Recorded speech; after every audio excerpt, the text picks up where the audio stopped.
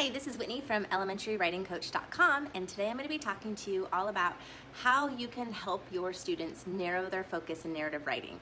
And I know that this is like a huge problem that a lot of students have, so I'm going to go over a mini lesson with you today that takes you through the 4 steps to really narrow the focus and also to organize thoughts and ideas. So here we go. So this works for personal narrative, it also works for fictional narrative, even that like really imaginative creative writing. So the first thing that you do is when kids have a writing prompt or they have something that they're going to be writing about, you can help them narrow the focus by doing a traditional brainstorm. And so for instance, let's pretend that your students are going to be writing about maybe something, their favorite activity that they did this summer.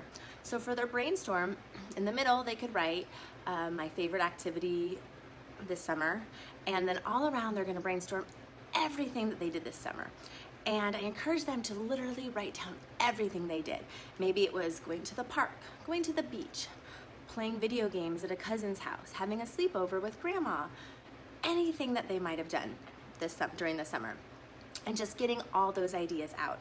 And during this brainstorm phase, I really like to encourage my students to write quickly, so I'll set a timer, and that creates a sense of urgency for them so that they are trying to just get those ideas out on paper. Big thing for this is because it's just like a brainstorm, it's just getting your ideas from your brain onto the paper as quickly as possible. I talk to them about how there is no need to worry about spelling, punctuation, grammar, none of that. Actually, I don't even want them to write complete sentences. I just want them to do short little phrases and topics like zoo, Disneyland, video games, cousin's house, sleepover, grandma's. Just quick words and phrases that at least will trigger for them some ideas. So that would be the first step, is to brainstorm. So after your students have their brainstorm, I do what's called a focus storm. And with a focus storm, it is taking that brainstorm, but now focusing it down. So here I have an example of my focus storm. So you can kind of see. And so you have the main idea goes in the middle. So what they do is they choose one thing that they want to focus on from their brainstorm. So for example, for the favorite activity we did this summer, let's pretend that this was my brainstorm. And so I said the beach, going to Mammoth, going to Legoland, Disney World, all sorts. I did lots of fun stuff this summer. But anyway, so I picked my trip to San Diego was the one that I chose from all of these activities. So what I would do is I would then need to do my focus storm. So I would need to focus that down. So I would take my focus storm and I put San Diego in the middle because that's what I chose for my brainstorm. And now I'm going to brainstorm all the different things that I did when I went to San Diego. Looking at this, the initial brainstorm, San Diego is still a really broad topic. So we need to help our students narrow their focus even smaller and coming up with all the stuff that they did in San Diego. But if your students from their brainstorm had picked something like going to the beach, then you could have them take that and go straight into another focus storm where they're going to brainstorm all the different activities that they did at the beach. For me, here we go, back to I had San Diego, but I did all this stuff at San Diego, so it's still such a broad topic. I needed to narrow my focus down even more. So now I picked visiting the zoo, and that's a pretty good topic. That's something that happened in one day, but I still need to come up with my 3 main events for my beginning, my middle, and my end. So that's what I'm going to do, another brainstorm or focus storm to help even narrow it down to 3 specific events. So here I put, I visited the zoo, I did all sorts of stuff at the zoo, you know, I saw lots of animals, I did lots of things, so then I'm going to pick the 3 main things that I want to talk most about. Those are the things that I remember the best, that I really enjoyed the most, so I have a lot of information to talk about those things. So now I have my 3 main events, my beginning, my middle, and my end. So now what I can do, this would be the next step.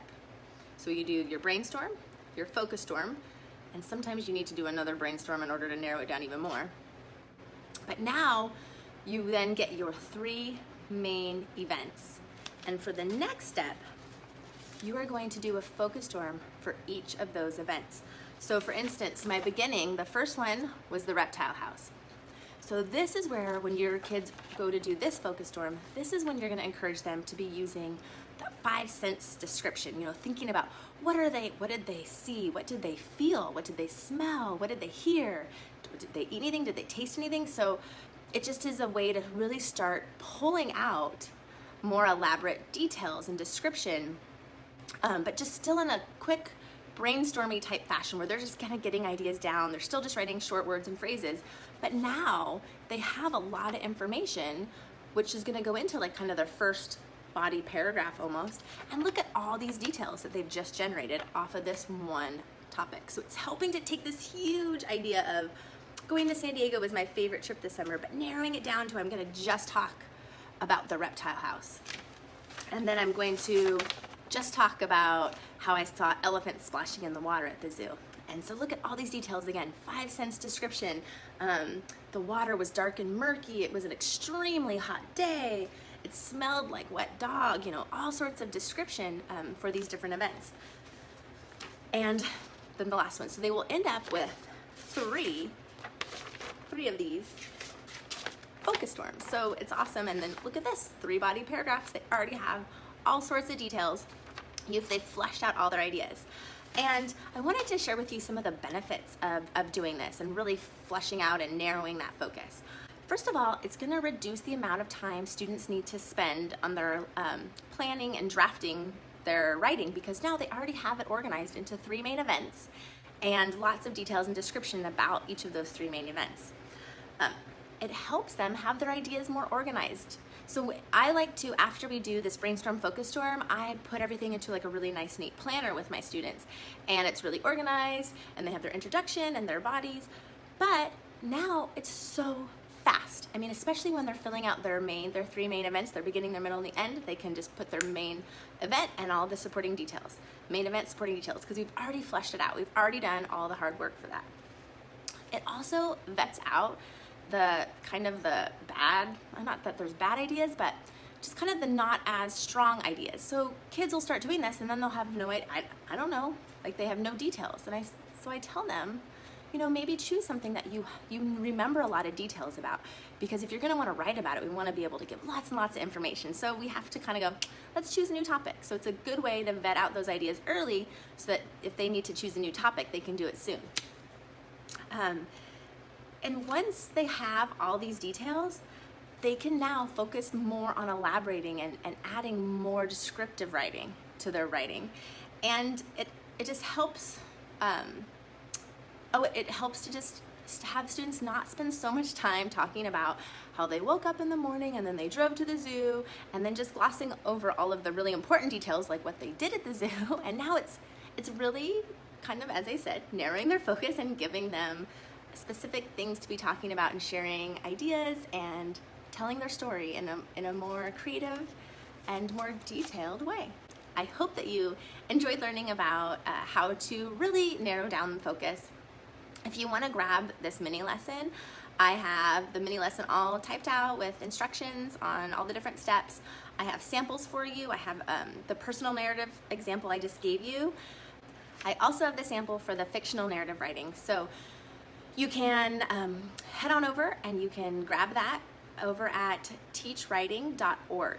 And I have included this freebie in the freebies over there. So if you haven't subscribed to their newsletter over at teachwriting.org, then it's full of amazing freebies. And so if you haven't subscribed yet, subscribe, because then you get the password to access all these amazing writing resources that this collaborative group of teachers put together for teaching writing. So you can go over there, you can grab this freebie, and thanks. I hope you enjoy using it with your kids, and I really hope it helps them to narrow their focus. All right, hope you have an awesome day, and I will talk to you soon.